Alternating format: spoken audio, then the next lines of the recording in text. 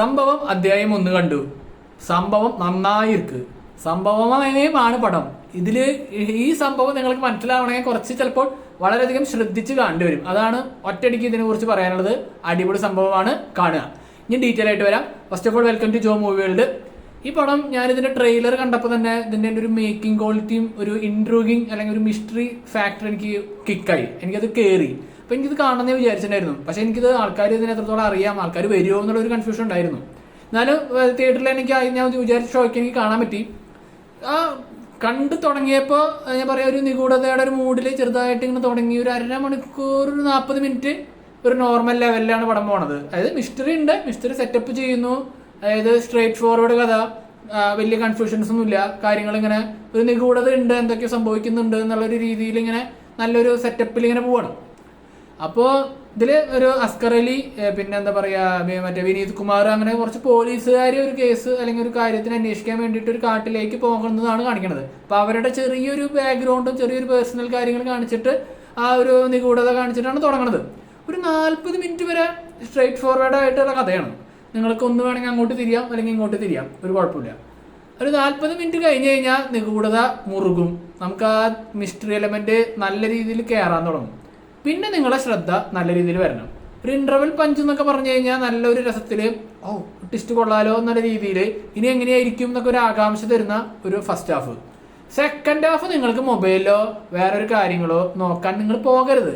പോയി കഴിഞ്ഞിട്ടുണ്ടാവുന്ന പ്രശ്നം വെച്ചിട്ടുണ്ടെങ്കിൽ ഇതിപ്പോ എന്തുണ്ടായേ, ഇങ്ങനെയല്ലല്ലോ കുറച്ചു മുമ്പ് കാണിച്ചേ എന്നുള്ളൊരു കൺഫ്യൂഷൻ നിങ്ങൾക്ക് വരും.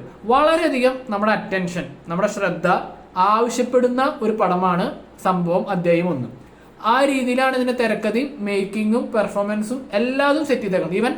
ഇവൻ ആ കാടിലായതുകൊണ്ട് കാട്ടിലത്തെ സൗണ്ട് എഫക്റ്റ് വളരെ ഇമ്പോർട്ടന്റ് ആണ്, വളരെ നല്ല രീതിയിൽ ചെയ്തിട്ടുണ്ട്.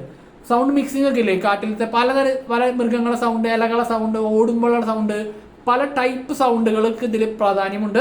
അപ്പൊ അതും ഇതിലൊരു ഫാക്ടറാണ്. അപ്പൊ നിങ്ങളുടെ ശ്രദ്ധ, കംപ്ലീറ്റ് അറ്റൻഷൻ ഇതിൽ ആവശ്യമാണ്. എങ്കിലാണ് ഇതിന്റെ ആ ഒരു ത്രില്ല്, ആ ഒരു കൺഫ്യൂസിങ് ത്രില്ല്, നിങ്ങൾ കുറെ കൺഫ്യൂസിങ് എലമെന്റ്സ് ഉള്ള സിനിമകൾ, സീരീസ് ഒക്കെ കണ്ടിട്ടുണ്ടായിരിക്കും.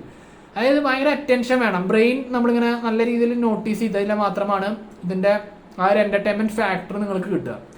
ഇത് എല്ലാവർക്കും പറ്റുന്ന ഒരു പടമാണെന്ന് വെച്ച് കഴിഞ്ഞാൽ എനിക്കറിയില്ല. കാരണം ഇത് ഞാൻ പറഞ്ഞില്ല, സ്ട്രേറ്റ് ഫോർവേഡ് അല്ല, ഭയങ്കര കൺഫ്യൂസിങ് ആയിട്ടുള്ള എന്നാൽ നല്ല എന്റർടൈനിങ് ആയിട്ടുള്ള ഒരു സ്ക്രിപ്റ്റും കഥയാണ്.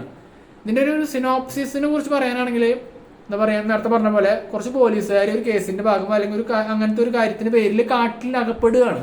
ആ കാട് എന്ന് പറയുന്നത് ഒരു വലിയ കാക്കനെ ആരാധിച്ചിരുന്ന എന്നാൽ ഇപ്പൊ ഇല്ലാത്ത ഒരു കാട്ടിലത്തെ ഒരു സ്ഥലത്ത് ഇവർ പെടുകയാണ്. പിന്നീട് ഇവർക്ക് കാട്ടിന്റെ ഉള്ളിൽ നിന്ന് പുറത്തു പോകാൻ പറ്റാത്ത അങ്ങനത്തെ ഒരു രീതിയിലുള്ള ഒരു അവസ്ഥയിലേക്ക് എത്തിച്ചേരാണ്. പിന്നെ എന്ത് സംഭവിക്കുന്നു, അവർ അതിൻ്റെ ഉള്ളിൽ നിന്ന് പുറത്തേക്ക് വരുമോ ഇല്ലയോ, അങ്ങനെ അതിനോടനുബന്ധിച്ചിട്ടുള്ള കുറേ നിഗൂഢതകള്, കുറേ മിസ്റ്ററികള്, കുറേ എന്താ പറയുക, ഈ കൺഫ്യൂസിങ് എന്റർടൈനിങ് ഫാക്ടേഴ്സ്. അപ്പൊ അതാണ് ഇതിന്റെ ഒരു എലമെന്റ്. അതും എനിക്ക് വളരെയധികം ഇഷ്ടപ്പെട്ടു. എനിക്ക് ഇങ്ങനത്തെ സിനിമകൾ വളരെ ഇഷ്ടമാണ്. കാരണം ഇങ്ങനത്തെ ഞാൻ കുറച്ച് ഇതിന്റെ ഒരു പ്ലോട്ടിനോട് സിമിലാരിറ്റി ഉള്ള, ഇതിന്റെ ഒരു ഇൻസ്പിറേഷൻ ഉള്ള ചില ഇംഗ്ലീഷ് സിനിമകൾ ഞാൻ കണ്ടിട്ടുണ്ട്. പക്ഷെ എല്ലാവരും അത് കണ്ടിട്ടുണ്ടാവണമെന്നില്ല, കാരണം അത് അത്രയും പോപ്പുലർ സിനിമകളല്ല. പക്ഷെ ചില സീരീസുകൾ, ചില അങ്ങനത്തെ ഇതിനോട് കുറെ സിമിലാരിറ്റീസ് ഉണ്ട്. ഇതിന്റെ ഒരു മേക്കിങ്ങിനും ഇതിന്റെ ഒരു വേ ഓഫ് സ്റ്റോറി ടെല്ലിങ് അല്ലെങ്കിൽ അതിന്റെ ഒരു സ്ക്രിപ്റ്റ് പോണ രീതിക്കൊക്കെ ഉണ്ട്. പക്ഷെ ഇതിൽ നായകൻ എങ്ങനെ ഇത് ഫിഗർ ഔട്ട് ചെയ്യുന്നു. നായകൻ എന്ന് പറയുന്നത് അസ്കർ അലിയാണ്. അസ്കർ അലി ആസിഫ് അലിയുടെ അനിയൻ അത്യാവശ്യം നല്ല രീതിയിൽ ചെയ്തിട്ടുണ്ട്. പിന്നെ വിനീത് കുമാർ, സിദ്ധാർത്ഥ ഭരതൻ ചെറിയ റോളാണ്. പിന്നെ അങ്ങനെ കുറച്ച് ചെറിയ റോളിൽ പിന്നെ കുറച്ച് പുതിയ ആൾക്കാരൊക്കെ വരുന്നുണ്ട്. ഇവർക്കൊക്കെ അത്യാവശ്യം നീറ്റായിട്ട് ചെയ്യാനുള്ള റോളുകളുണ്ട്. അസ്കർ അലിയാണ് മെയിൻ. അസ്കർ അലിയുടെ കഥാപാത്രത്തിനെ ചുറ്റിപ്പറ്റിയിട്ടാണ് കഥ മൊത്തം പോണത്. അപ്പോൾ അസ്കർ അലിക്ക് ഇതിൽ കുറച്ചുകൂടി ഉണ്ട്, അത് കണ്ടാൽ മനസ്സിലാവും. അപ്പൊ ആ കഥാപാത്രമാണ് ഇത് ഫിഗർ ഔട്ട് ചെയ്യാൻ ശ്രമിക്കണത്. കുറെയൊക്കെ ഫിഗർ ഔട്ട് ചെയ്യും. പിന്നെ ഈ പടത്തിന്റെ പേര് പറയണത് പോലെ തന്നെ അധ്യായം 1 ആയിട്ടുള്ളൂ. ഇവര് ഇമീഡിയറ്റ്ലി സെക്കൻഡ് പാർട്ടൊന്നും അനൗൺസ് ചെയ്തിട്ടില്ല. പക്ഷെ ഇതിന്റെ ഒരു കഥ ഇനിയും ഉണ്ട്, ഇനിയും കുറെ പറയാനുണ്ട്. കാരണം ഇതില് കൺഫ്യൂസിങ് എലമെന്റ്സ് തീരുന്നില്ല. പക്ഷെ ഒരു എൻഡിങ് ഉണ്ട് കേട്ടോ, നല്ലൊരു അത്യാവശ്യം നീറ്റ് ആയിട്ടുള്ള ഒരു എൻഡിങ് ഒക്കെ ഉണ്ട്. പക്ഷെ നമുക്ക് ഇനിയും കുറെ ക്വസ്റ്റ്യൻസിന് ആൻസേഴ്സ് കിട്ടിയാൽ കൊള്ളാം. കാരണം അമ്മാതിരി മിസ്റ്ററിയാണ്. ഇതെങ്ങനെ എന്നുള്ള കാര്യമില്ലേ, അതിനെല്ലാം ആൻസേഴ്സ് ഇവർ തരുന്നില്ല. പക്ഷെ ഒരു ഒരു കൺക്ലൂഷൻ എന്ന പോലത്തെ ഒരു എൻഡിങ് ഉണ്ട്. അത്യാവശ്യം സാറ്റിസ്ഫൈയിങ് ആയിട്ടുള്ള എക്സ്പ്ലനേഷൻസ് ഉണ്ട്. മുഴുവൻ കിട്ടില്ല എന്ന് മാത്രം. പിന്നെ ഇതിന്റെ ഡീകോഡിങ്ങും ഇതിന്റെ എന്താ പറയാ ടൈം ലൈനും അതൊക്കെ വരും ദിവസങ്ങളിൽ റിവ്യൂ അല്ലെങ്കിൽ വേറെ വീഡിയോ ചെയ്യാനുള്ള സംഗതികളുണ്ട്. എക്സ്പ്ലനേഷൻ വീഡിയോ ഇതിന് കുറെ വരാൻ ചാൻസ് ഉണ്ട് ഈ പടത്തിനെ കുറിച്ചിട്ട്.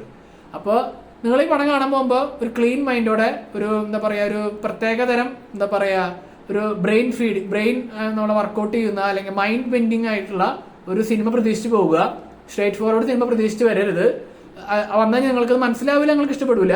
അപ്പോൾ നല്ല കൺഫ്യൂസിങ് ആയിട്ടുള്ള നമുക്ക് നല്ല അറ്റൻഷൻ കൊടുത്ത് എൻജോയ് ചെയ്യേണ്ട ഒരു സിനിമ കാണുന്ന രീതിയിൽ നിങ്ങൾ വരികയാണെങ്കിൽ നിങ്ങൾക്കത് എൻജോയ് ചെയ്യാൻ പറ്റും. ഇങ്ങനത്തെ സിനിമകൾ വിജയിക്കണം, നിങ്ങൾ സപ്പോർട്ട് ചെയ്യണം, തിയേറ്ററിൽ പോകണം, കാണണം.